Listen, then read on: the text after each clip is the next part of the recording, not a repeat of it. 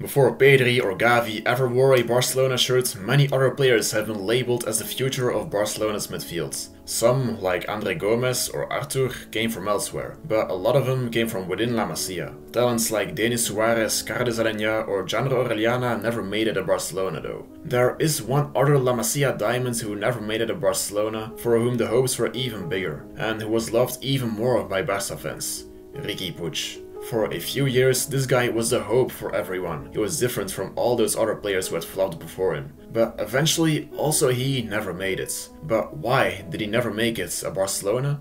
Well, that's what we'll discuss in today's video. So make sure to stay tuned as we take a look into the tragic story of Riqui Puig at Barcelona.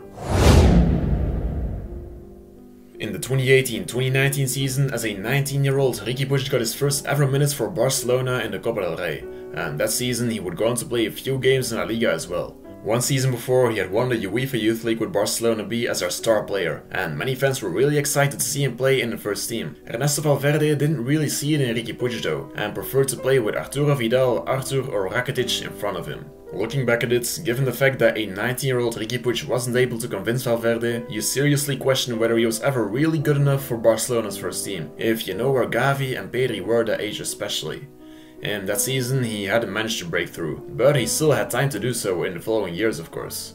In the 2019-2020 season, under Ernesto Valverde again, it was just the same old story. Valverde didn't really trust Puig, and at this point in time, many people thought that Valverde just didn't really trust La Masia players that much in general, and that this was holding back Riqui Puig from getting into that first team. After Valverde got sacked halfway through that season, Quique Setién became Barcelona's new coach, and he actually put his trust in Riqui Puig. For the remainder of that season, he played in most of Barcelona's games, and he wasn't doing all too bad actually. It seemed like Valverde had made a mistake by not trusting him, cause Riqui Puig was the perfect Barcelona midfielder it seemed. He was press resistant, he had a lot of composure, his vision and passing were really good.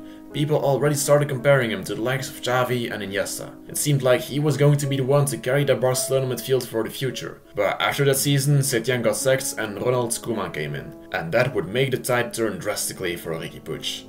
In that next season, he barely played any football, and it seemed like Ronald Koeman had a specific grudge against him, and was too stubborn to actually play him, even when it would have been a good idea, to rest Pedri for example. Riqui Puig's progress, that had been so promising in the season before under Quique Setién, had now stagnated for a whole season.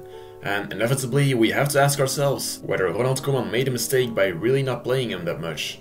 Well, Ronald Koeman has always said that he had too many options at midfield for someone like Riqui Puig to be able to get a lot of playing time. Apparently, he told Riqui Puig before the season to go out on loan to another team to get some minutes, as he wouldn't get them for Barcelona that season. Ronald Koeman had always known that Riqui Puig wouldn't really be in his plans. Puig was too stubborn though, and he stayed, and got what he knew would be coming.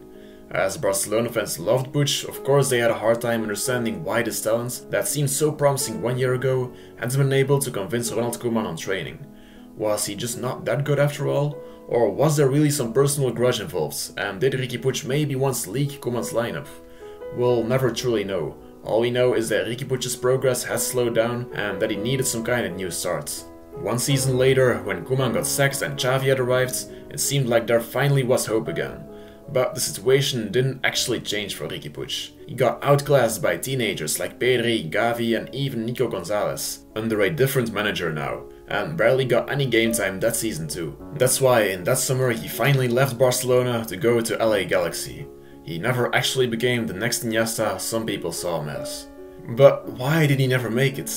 Did he have the actual talent in the first place? If you now realize that 3 out of the 4 managers that he played under didn't trust him, you tend to start thinking that he actually wasn't good enough after all maybe. Under Valverde, no talent really got a lot of playing time. Under Setién he played well, but he still wasn't near as good as Pedri would be 1 year later. And especially under Ronald Koeman and Xavi, it's remarkable that he just didn't play that much. Both Koeman and Xavi put a lot of trust in La Masia players like Nico Gonzalez and Ilaix Moriba, so in the end Riqui Puig maybe wasn't good enough after all, compared to the other young talents. Also, Puig's character and professionalism have been questioned, and it's likely that this also has something to do with him never making it at Barcelona. Eventually, you can tell me what you want about the talent he was and those games he played under Quique Setién. For me, he's never really been the real deal. Compared to Pedri or Gavi, even his good spell seems like nothing, and considering that he even got outclassed by the likes of Ilaix Moriba, I think that the main reason for him not making it is really that he was just not that good. He was just overrated and overhyped, if you ask me.